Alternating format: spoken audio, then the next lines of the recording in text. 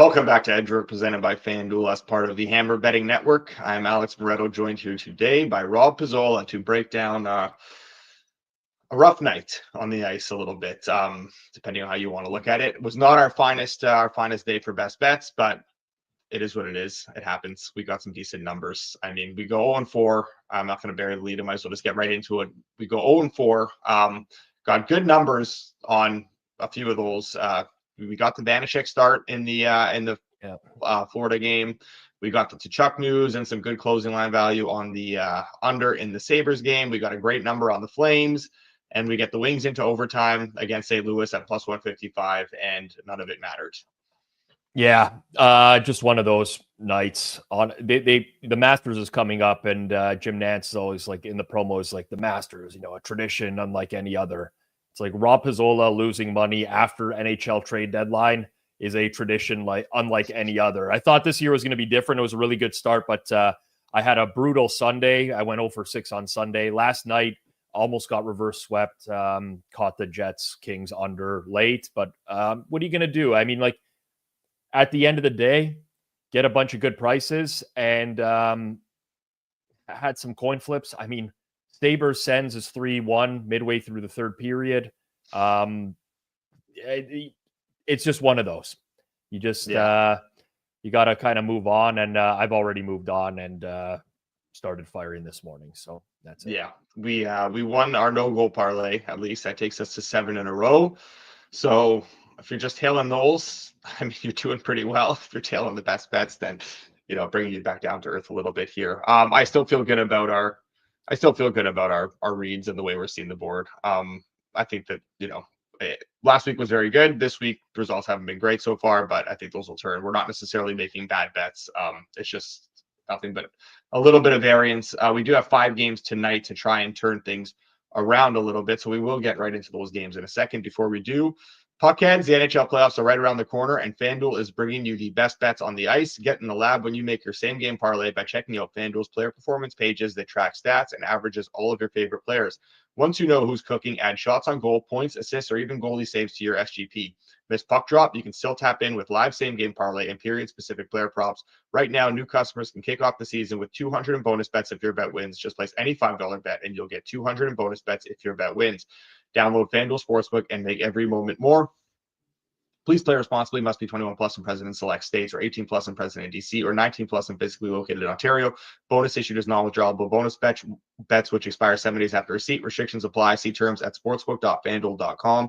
Gambling problem? Call 1-866-531-2600 or visit connexontario.ca. Call 1-800-GAMBLER or visit fanduel.com/RG. Call 1-888-789-7777 or visit ccpg.org/chat in Connecticut, or visit mdgamblinghelp.org in Maryland. Hope is here. Visit gamblinghelplinema.org or call 800-327-5050 for 24/7 support in Massachusetts, or call 1-877-8-HOPE-NY or text HOPE-NY in New York.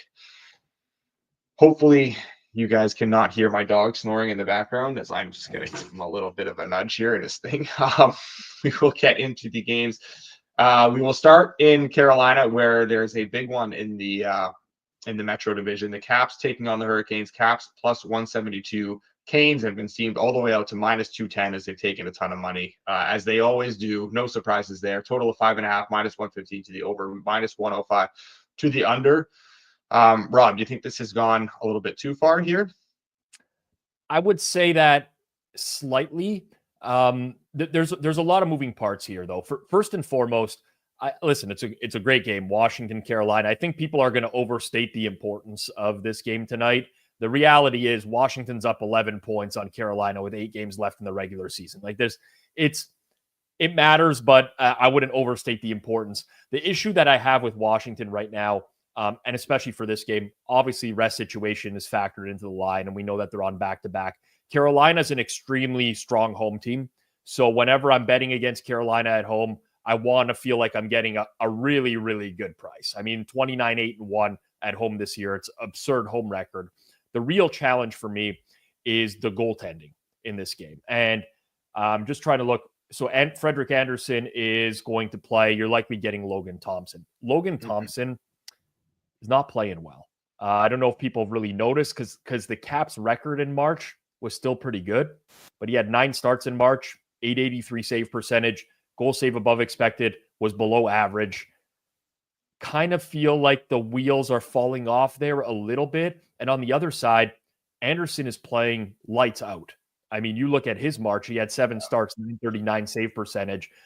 And when you're modeling sports, and like for me, everything is numbers based, it takes sometimes to catch up to these dynamic changes in a specific goalie.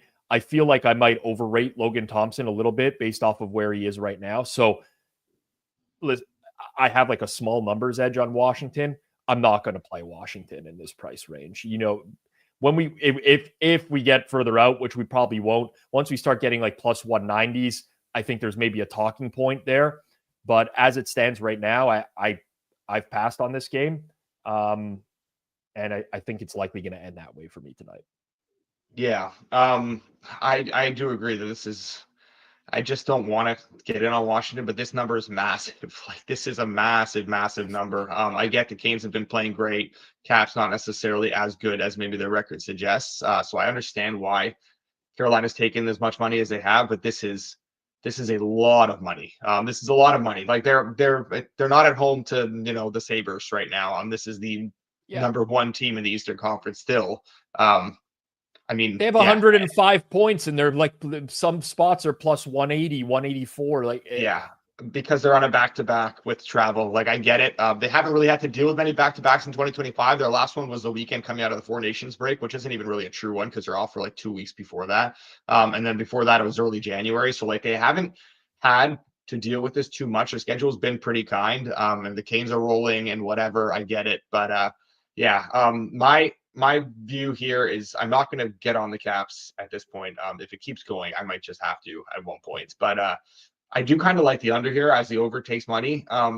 Nothing to like actually bet yet for myself. I do have the same concerns about Logan Thompson. He was brutal in the last 2 games. That Sabres game especially, he was awful. And he was not good against Winnipeg either. So I'm a little bit concerned about that just because of how much Carolina can generate and how much pressure they could put on him. But like, Freddie Anderson's been playing great, as we talked about.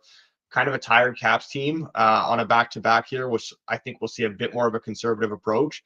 They do, especially on the road, kind of like lean into that team defense that has become a priority for them. And the Canes give up very, very little at home. So like, I think Sunday's game was a little bit misleading. It was a rough start for Kochetkov. Don't expect the same from Freddie Anderson here. So I do think this will be a tighter kind of a playoff vibe. Hopefully a good goaltending matchup. I'm not sure what you're going to get exactly from Thompson, but I do think stylistically this will be played like an under game. It's just whether or not we'll get the saves. And the way the over is kind of running right now, I think we have some time to wait on this. But there's 6 minus 120s out there. I mean, I'm pretty tempted to get involved at that price. I don't know if you have a lead on the total at all. Honestly, I'm pretty impartial on it altogether. This type of game, and like full disclosure, it's later in the year.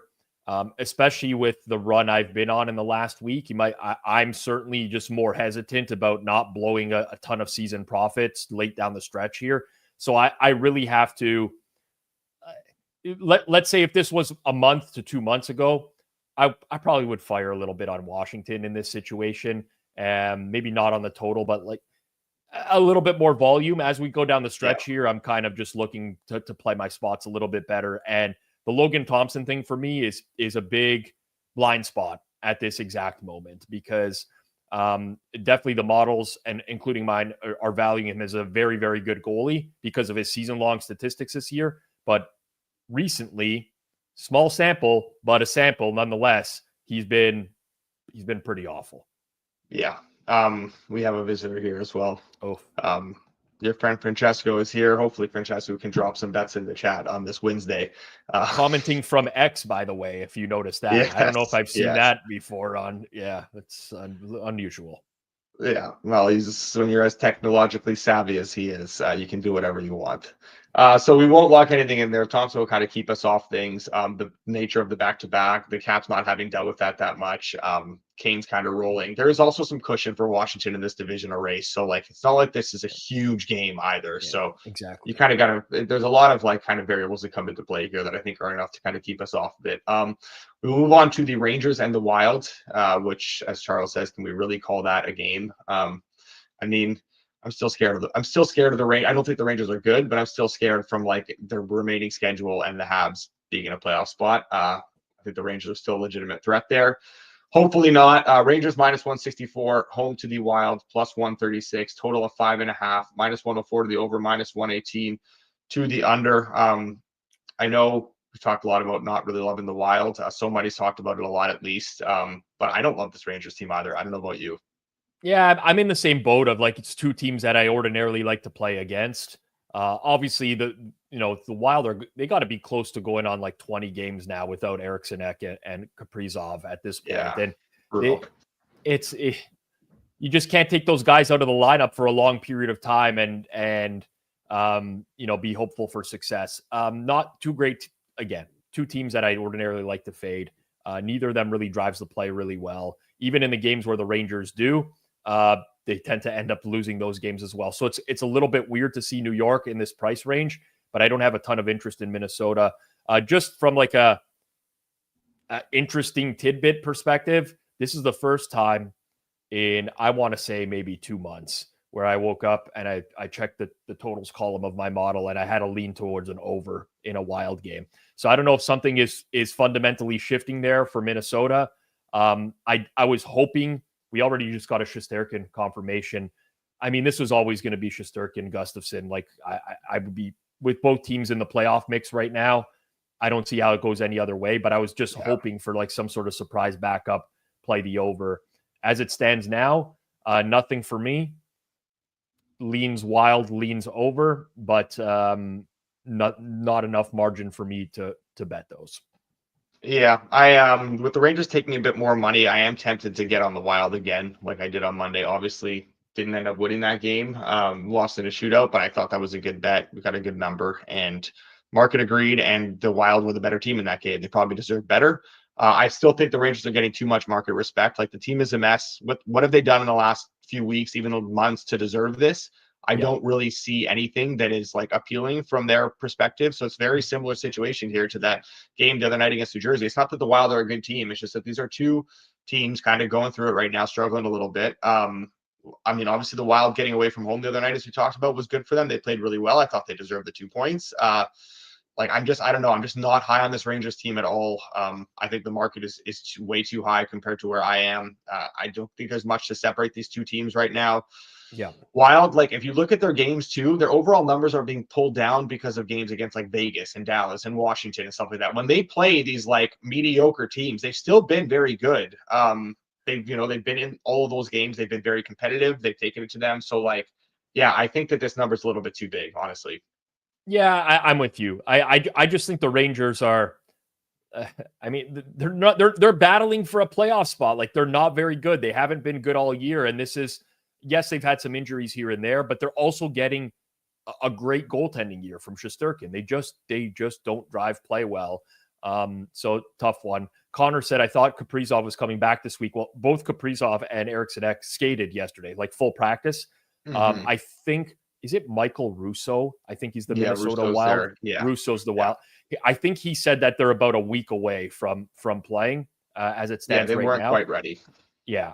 But who would the Wild would be matching up with one of the division leaders right now? Yeah, they're going to likely finish in a wild card, and it'll probably end up. They'll probably be the top wild card, which will probably be then the winner of the Pacific Division. Yeah, like so Vegas or yeah, probably Vegas. Which, I mean, Vegas gets it done. Back end is pretty solid. I mean, the Wild, those are like two really, really, really strong players that are coming back and probably would be undervalued, I think, maybe going into one of those series. But anyways, we'll see when we get that. I like the Wild when they're healthy. Mm-hmm. I don't like the Wild when they're without two dynamic offensive players. Yeah. Yeah, we'll sit this one out for now. I definitely lean towards the Wild, but the Rangers, it's kind of a nice break in their schedule. They're kind of in a decent spot right here, sitting at home waiting for the Wild to come into town. So kind of enough to just sort of keep me off. Shesterkin also playing well. Gustafsson, a little bit more hit or miss. He's played a ton lately, so I will sit this one out as well. Huge game though happening for your Leafs tonight as the Leafs take on the Panthers. Leafs minus 122, Florida plus 102, total of 5.5, plus 100 to the under, minus 122 to the over on FanDuel. Tough spot for Florida. Barkov gets hurt last night. He misses a good chunk of the second period. He comes back. Definitely looks like he was playing through something a little bit. Obviously, they still have the injuries on the back end. Nico Sturm gets hurt. And then, they're playing a physical game to try and close that one out. They end up not being able to do so. A really, really fortunate bounce for Montreal's sake. And then it goes to overtime. More hockey for the Panthers to play, as they still have to then travel today to Toronto. Do you think they've been docked enough here for this back-to-back? Too much, or you think it's kind of just right? I think it's just right. If it wasn't if I had just seen the resumes of the teams on paper, and I had not seen that it's Florida and Toronto, I could be talked into betting Toronto tonight at the current price. But it is Florida, and for some reason or another, the Leafs, with the exception of, I think they beat Florida 6-4 last year in a game. Aside from that, they do not score against the Panthers. Whether it's like Bobrovsky playing really well from a goaltending perspective, the Leafs just not generating chances like the last game they played against Florida, where they generated some early. Florida took the lead, and then once Florida sat on it, Leafs couldn't get anything going. There's something in particular about Florida that stylistically the Leafs can't create like they do against other teams. So lean Leafs at the current price. Florida to me is not playing good hockey right now whatsoever. Yeah. It'd be a different story at full health come playoffs. And of course, this is going to be like kind of like you heard Brad Marchand yesterday, like playoff type of game here against the Leafs. But nothing for me on the side. I am somewhat tempted by this under 5.5. There are some spots where it's plus money. I mean, I could go potentially a half unit. I am a little bit concerned about Florida's legs because of the OT game last night, and maybe as the game wears on here, they just don't have the defensive effort in them altogether. But I do show a marginal edge on the under in this game, so that's kind of where I stand right now. Lean Leafs, a bigger lean towards the under. Haven't fired either yet, but I could definitely be talked into an under here. Yeah, I agree, honestly. Florida cannot score goals. Like, they just cannot score. And we know, you talk about the matchup nightmare they pose for Toronto.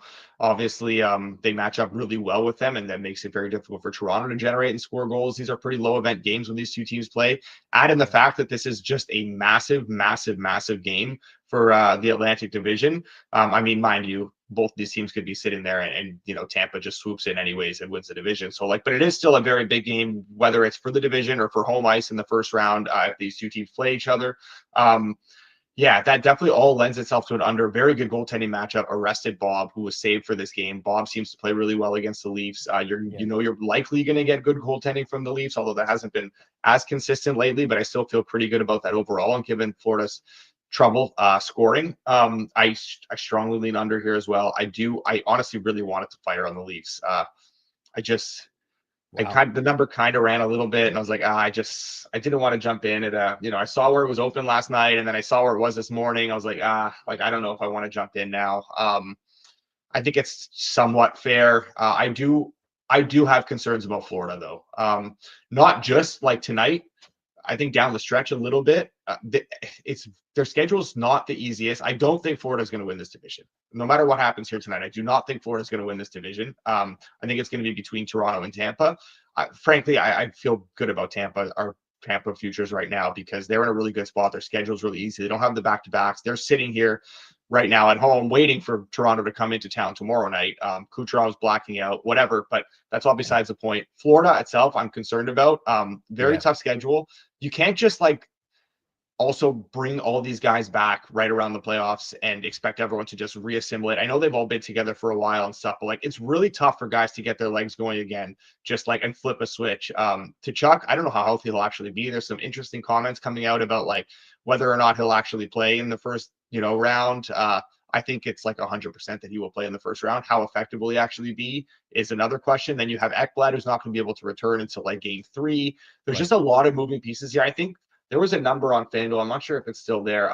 Honestly, another little plug for FanDuel here, but they had some really cool some markets up the other day. I should have had these ready here, but they had Panthers to lose in the first round, plus 174, which I thought was a really, really good bet. I'll try and find that again and pull it up at one point if we can. But yeah, I am concerned about this Panthers team. I don't know. I know you talked about like, blind resumes, but then you look and you're like, oh, well, this is Florida, and you've got to give them the credit, and they do deserve all the respect and credit that they've earned. But like, do you have a little bit of concern for them right now, just given the situation and what they're dealing with?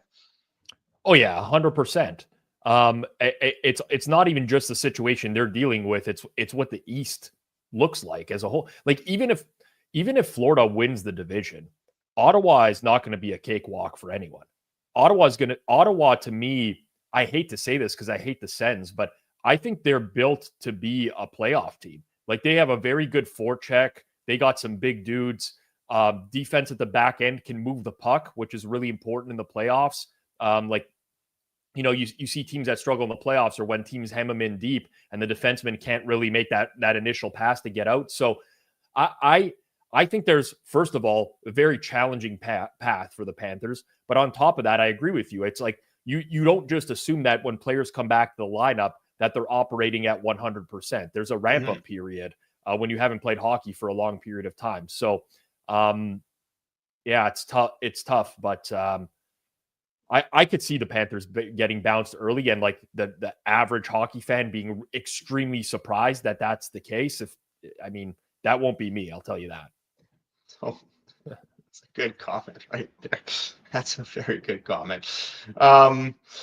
Yeah, it's too bad, as former producer Zach there, it's too bad they won't have a playoff atmosphere at the Canadian Tire Center. I actually saw a Sens account, Locked On Sens, said that they actually have the best playoff atmosphere in the NHL when that arena's bumping. Well, I will say, delusional fans. I've been to playoff games in Ottawa, several playoff games in Ottawa. Definitely louder there than Toronto playoff games. I hate to say that as a Leafs fan. Is it because they have so many fans of the other teams that show up at the games? No, I think they actually just finally have fans show up to the games. Like I probably have some old clips of I did some Sens Pens. It was the year that the Pens won the cup against Nashville. Oh yeah, I was there for some series. Yeah, if you do Leafs Ottawa, it's a different story because you're going to get all the Leafs fans that are there.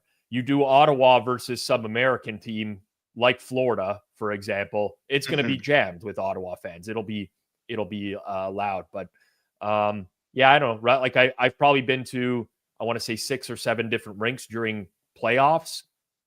Ottawa be like mid-tier in terms of the atmosphere. Toronto be right at the very bottom, sadly. I hope former producer Zach has turned off the thing after he sent these last comments in, because his ears are probably trembling at the sound of that. Okay, so we will move on to the next game. We have nothing there. Again, just leans, Leafs and Panthers. Is there a number that you would get involved in? Is it if this ran any which way? Like the plus money under 5.5 is widely available. So would you want like a plus 105? If this hit 6, I do see a 6 minus 120 out there as well. That is very tempting for myself here. Maybe I'll pull a Steve Fezzik. I'll head over to some exchanges and drop some Toronto minus 105s and see if anyone wants to get the Panthers at that price or something like that. I mean, the reality is I probably bet the Leafs at minus 1, looks like 14 or so. I might get involved there.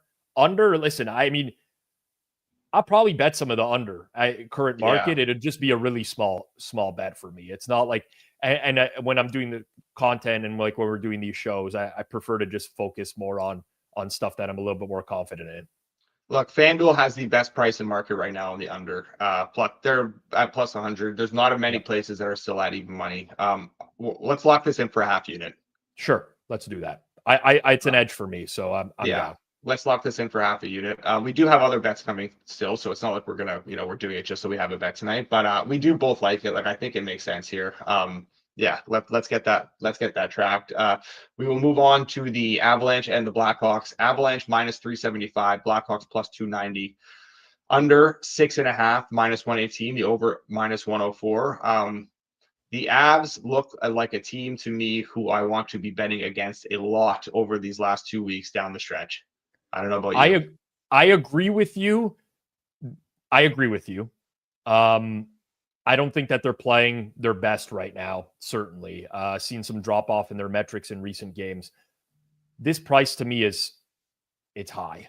Like Chicago sucks. Like let me preface this by saying Chicago is terrible. Like you look at since the Four Nations, they have a 41.8% expected goals at 5-on-5. That's at least 2% lower than any other team. Next lowest is the Bruins, and the Bruins have been sad. So let's throw that out there. But everything is relative to price. And this is a road game in which Colorado is being priced at an absolute premium. I personally love spots in the NHL where you can take the puck line on a bad team at home and still get plus money on it. The Blackhawks, I mean, if you look across the board right now, FanDuel's got plus 120. There's some plus 123 out there on Chicago plus one. Like, not to win the game, to keep it within a goal or possibly win the game. I think that's a valuable bet in the long run. It's a hold your nose special. Post deadline, team that has nothing to play for, sure. But Colorado to me is overpriced in this spot, especially on the puck line. Like when you're starting to get -1.5, -150s on the road when you're not even playing well, I think that's a little bit out there. So give me the Blackhawks on the puck line plus 1.5, and I'll probably I'm not going to check the scores in this game. I'm just going to ignore it and wake up tomorrow and see what happened. Yeah, I mean, I'm fully in agreement here. You talk about Chicago having nothing to play for. I mean, Colorado has nothing to play for at the same time. They're very much just locked into that 3 spot in the Central. They are just playing out the stretch here. Very much can just like take their foot off the gas. There's no need for them to exert any extra energy than they need to. They're in a great spot because they can realistically just sit back here and like coast through the final 7 games of the regular season while Dallas and Winnipeg, go hard to try and win the division, and they're both like blowing their load over the next like 2 weeks, and they're just sitting back kind of resting and going to take whoever ends up finishing second there. I think it's a decent spot for them. I don't see any reason for why they would need to go all out here. I think this is not going to be like max effort type game, and even if it is, like, this is still inflated to begin with. So we're just a massive number. I definitely want to be betting against the Avs a good amount down the stretch here. We saw like the game the other night, like that Calgary game. They did nothing. They mailed it in. Offensively, they're not generating much right now. Like, they're just kind of going through the motions. I think it makes sense as to why. I think it's not the worst strategy in the world. They have some guys that have played a lot of hockey over the years. Like, let them just rest up a little bit and get ready for round 1. So I'm in agreement here on Hawks plus 1.5. There's even up to plus 130 available. So, but yeah, I'm good. Plus 120, whatever we want to do here. I like that as well. Yeah, I mean, I think the only thing for the Avs is they got to be, Minnesota's 6 points behind them. I don't think Minnesota will catch them, but you could get a scenario where they start to drop some points. Minnesota's on their heels, and now, the pressure is on altogether. But I mean, Calgary, St. Louis, they blew the lead against St. Louis. Neither of those games looked good for Colorado, in my opinion. Mm-hmm. And even some of their more recent wins that were pretty lopsided, I didn't think that they played great games in any of those. The Detroit one comes to mind. I think they won that game like 5-1 or 5-2 or something. But listen, this is one of those where the best argument I can make for the Blackhawks tonight is not, I'm not going to sit up here and be like, oh, this is why the Blackhawks will win or why they will keep it close. This is just a classic numbers play for me, where there's got to be some price in every game where you would take both sides. Like there, and to me, this is the price where I'm like, yeah, I'm willing to be involved in Chicago in some capacity. And I really like the puck line play. Yeah. To bring Charles's comment up here as well. We are taking Nate Ross out to pasture. I think that's done. I'm pretty heavily loaded up on that myself. Kucherov is gonna win this. He's only got a 1-point lead right now, but like, they have plenty to play for down the stretch, and he is blacking out right now. They are rolling. And I mean, McKinnon, he can have point night tonight. It's very possible he goes out there and puts up 5 points, but like, Kucherov's gonna do so consistently, I think, down the stretch. And McKinnon, wouldn't be surprised if he even sat. He's very competitive, so like, I don't know if he will fully sit, but I think his ice time will definitely go down. I don't think there's a reason for them to like go crazy with him. I would imagine that he will maybe sit a game or two, or at the very least have his minutes docked. So yeah, I think Kucherov, honestly, like up to like minus 250, minus 300 is still probably pretty decent right now in the Art Ross market. Right. Okay, one more game to get to tonight. We have the Kraken and the actually, I went to the awards markets and I got all thrown off. We got the Kraken and the Canucks. Kraken plus 125 in Vancouver. Canucks minus 150. Total of 5.5 plus 100 to the over, minus 122 to the under. This is another case where we've talked about this before. Like, I don't think either of these teams are 5.5 teams right now. They're defensively just a mess. They both give up so much, and now we're getting plus money over 5.5. So someone's got to. I don't know who bets the Vancouver unders in market every week, or every game, I should say. I don't understand, and I've struggled for weeks now to understand why Vancouver is consistently catching under money and is priced in these types of ranges. And that's not to say that like they can't be a low scoring game. Demko's back, obviously. We don't know if he's starting tonight. He's been fine since he came back, not lights out, not poor or anything like that. And I'm sure that matters. But I mean, I'm looking at some specific books that I think are indicators as to where the market might go. They're leaning towards the under in this game. So this is very similar to what I talked about with Winnipeg and LA last night, right? I think market entry is very important. Yeah. I like the over at this price. Is there a chance we get a better price than this later in the day? Yes. I think it's a decent chance. So you do whatever you want here. I'm going to be on the over in this game in some capacity. We could lock it in at the existing market price because, again, to your point, Alex, like if you look at Vancouver in specific and this team continuously drawing under money, I don't know where it's coming from. Yes, there's, offensive injuries, but they're still scoring at like a decent pace. They're defensively, they're not like the shutdown team that's giving up no chances. I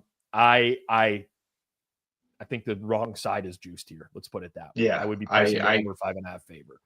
I completely agree. I really like this. This is definitely my favorite play on the board today. Honestly, this is like a game where I think can get silly. Just given how much these teams bleed chances, this could become like a pond hockey game where I'd be down to play some alt overs at like 7.5, 8.5 type thing, where we see like a 6-5 game or a 5-4 game. I think there's a lot of potential for goals in this one.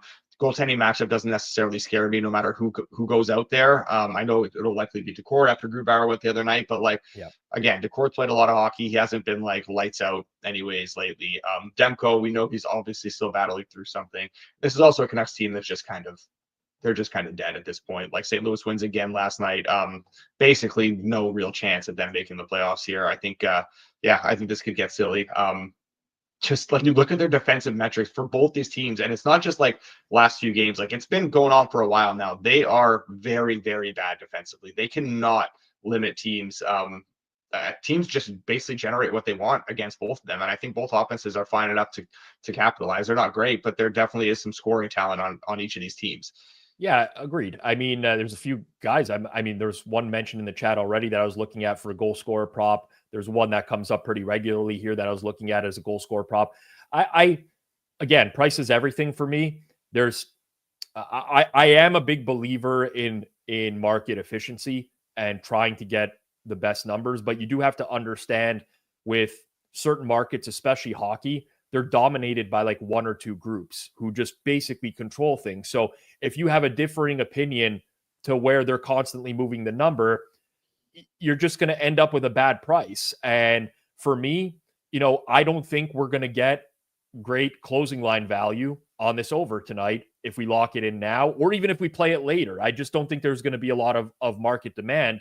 But I just fundamentally don't believe that Vancouver totals are being priced properly.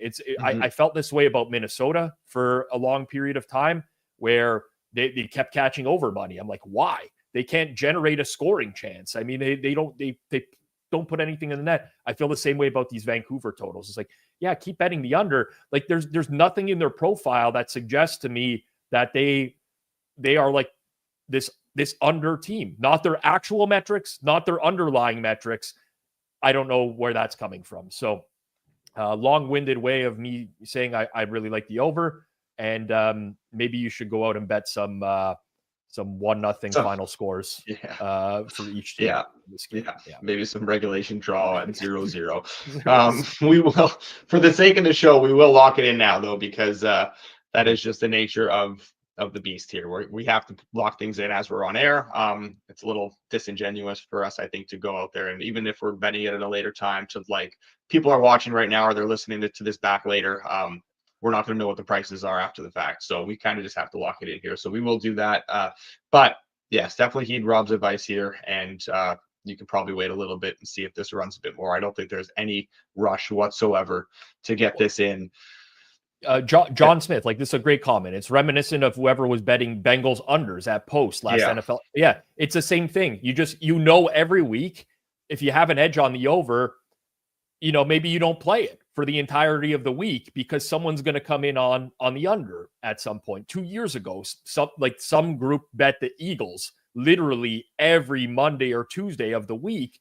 And once you just understand, so to me, you obviously make your numbers and you handicap the games, but I think, and this is like more of an educational thing than just for tonight only, but understanding what the market does with each team is to me equally as important. Like if you just were to plot that and it's like, okay, X team, market's fading them every game. Numbers come up, limits open up 9 a.m. Eastern time in the morning, and the market moves against them every game. Well, that's information you can use to your advantage to always get a better price. So that's kind of where I'm at now. I mean, I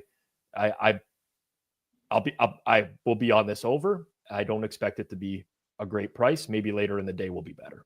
Yeah. And we've talked a lot this year about, that's been a big part of the show, talking about the market tendencies and talking about market entry and the importance of timing it. There's been a lot of market trends that we have strongly disagreed with, that we have, bet against, or we have closely tracked, bet against after the show, whatever it is. Like Utah was taking a ton of money every single game for a while there. Obviously Carolina keeps taking a lot of money. There's a lot of totals that kind of go one way or the other, but yeah, definitely a good note there to be mindful of that sort of stuff and to pay attention. If you're betting hockey every day, it should be honestly second nature, where you should be able to you should be following. You shouldn't just be going out there making your bets in the morning and then ignoring stuff for the rest of the day. You want to see how different, how the market reacts to different goaltending announcements, overreacts to different announcements, whatever, stuff like that, because there's a lot of obviously value that opens up as well, because it is not necessarily the most efficient market. As Rob talked about, it is like one or two people that are just like shaping this without a lot of two-way action. So it definitely does open up some opportunities if you are paying close attention there. All right, so those are the 5 games for tonight. We will recap the best bets, get into the no goal parlay, and then we have a lot of suggestions here for the anytime goal parlay. So we will parse through those as well. Before we do our best, I love these suggestions today, by the way. All right, as per usual. Yeah. Beautiful. Yeah. Okay, tonight's best bets. We have a half unit on Florida Toronto under 5.5 plus 100, full unit on the Blackhawks plus 1.5 plus 125, and a full unit on Seattle Vancouver over 5.5 plus 100. Those are the 3 best bets for tonight. No goal parlay. We cashed that again last night. We had, I believe it was Line, Warren Fogle, and David Perron. That was last night's no goal parlay. We have another one here for tonight. Tonight's is, let me pull it up here, Gabe Perreault, Alex Barkov, and Brock Nelson. We are fading Gabe Perreault in his first NHL game against the Wild. Gabe Perreault, Alexander Barkov, and Brock Nelson. That is our no goal parlay for tonight. That is minus 108. So let's make that 8 in a row on those, hopefully. I don't know, you got any thoughts on that no goal parlay? Yeah, I think it's fine. Honestly, I was thinking maybe in honor of Matt Albert, we do a no goal parlay on Panarin, JT Miller, Trocheck, Mika Zibanejad. We just basically go down the list and hope go all Rangers. Shout out. Yeah, I would love that, and just spam up with our tickets after the fact.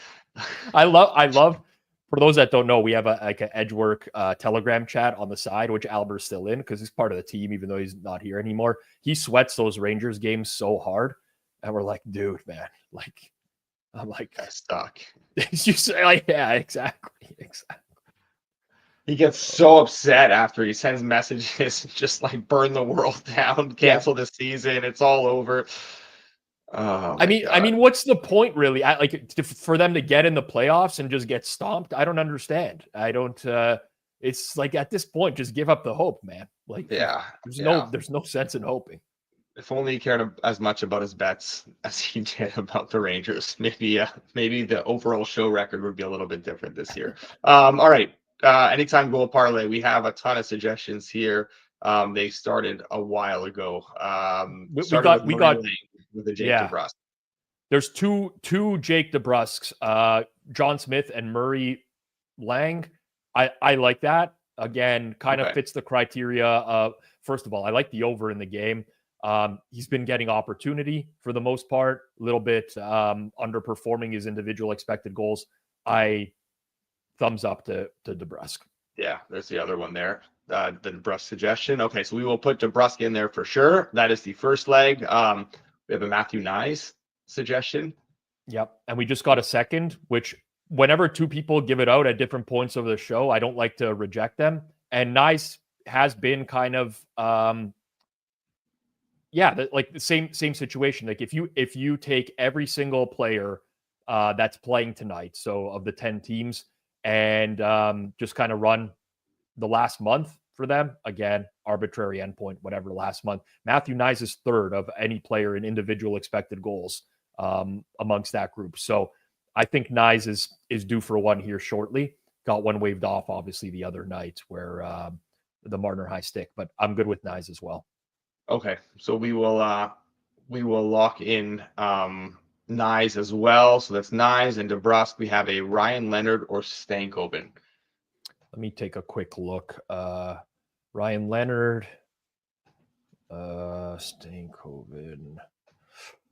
I mean, Stankoven. Leonard skating with Strome and Protest on the second line. Yeah, I don't know, honestly. No power play time though. No, I mean, that's why I hated Gabe Perreault too. Like, you're getting a decent line mates, but like, you're not getting any power play time in your first like few games here with the team. It's just not happening. It's pretty tough in this league to score 5-on-5. It just is. What about Jackson Blake? He's been unreal. He's first line and he's power play one. Plus 260. He's having a really, really nice season. Yeah, not known necessarily for like the goal scoring side of things. I think he's racked up some assists this year, but he had a great game against Montreal. That's probably why you're remembering it. But like his ice time is shot way up, right? Like, I mean, the last 3 games he's getting at least 17 minutes of ice time. They really like him, and he's been carving out more and more opportunity on that team for sure. Yeah, I'm down for Jackson Blake. Yeah, I think that, Jordan said torn between Jackson Blake, Stanky Lake. I mean, we could take any. I'm just looking based off of price and opportunity, and I think he's the best of the rest there. Okay, let's throw him in there. Stankoven skating on the third line, which makes it tough. Yeah, that's what I'm saying. Like, it's right. It's not to say that these players can't score, but I tend to look for guys in this price range that are getting, like, they're going to get opportunity. He's going to be on power play one. He's going to play on the first power play. Roughly 3 power plays a game. Teams are getting nowadays at the end of the year. Like, that's prime goal scoring opportunity right there. Plus playing first line. I mean, I think, I don't want to say no brainer, but it kind of just feels like I'm going to keep betting this price for a week until it's adjusted. Yeah, no, I'm down with that. Blake, Nyes, and DeBrusk. Do we want to add anyone else in here, or what? Or do you have anyone in mind, or do you want to keep it at this? What do we got for? We also have the Rangers Wild game. We don't have anyone in there, and we don't have anyone in from the Avs Blackhawks game. So we can do someone from either of those games if we wanted to. I could. Right now we're at 40-1. Matt Boldy. Yeah, I just want to check. Before I say it, I want to actually check. I didn't look at his price before the show, so I want to make sure that it's got to be something in like the 2 to 1 range. Yeah, plus 200. Okay, I could rip a Matt Boldy at 2-1. Okay. All right. Let's throw Boldy in there as well. Let's get a fourth leg in there. Yep. Makes it a little easier, more fun, I guess, to round robin these two, which Yeah, and that way, when only two of these guys score, at least it won't feel like we barely missed. Exactly. All right. Matthew Nyes, Jake DeBrusk, Jackson Blake, and Matt Boldy. That is 122-1. As Jackson Blake, we get the reverse edge work bump there. Going up to plus 270. Good. I'm not going to complain. Yeah. Keep fading us. Yeah. Give us a better number. I love it. All right. That's it. 3 best bets for tonight, a no goal parlay and a 4-leg anytime goal parlay. Appreciate everyone for tuning in. Some big games tonight, so definitely go and enjoy those. Before you do head out, make sure you like the stream. Make sure you are subscribed. We would appreciate that. We will be back at 10:30 a.m. Eastern time tomorrow. It will be myself, and the other guest will be to be determined. There's a few guys I'm talking to. I want to try and bring in someone fun here for you guys, so hopefully we can make that happen, but nothing confirmed as of yet. So regardless, show will go on tomorrow 10:30 a.m. Eastern time. Until then, enjoy the games tonight. Good luck on your bets.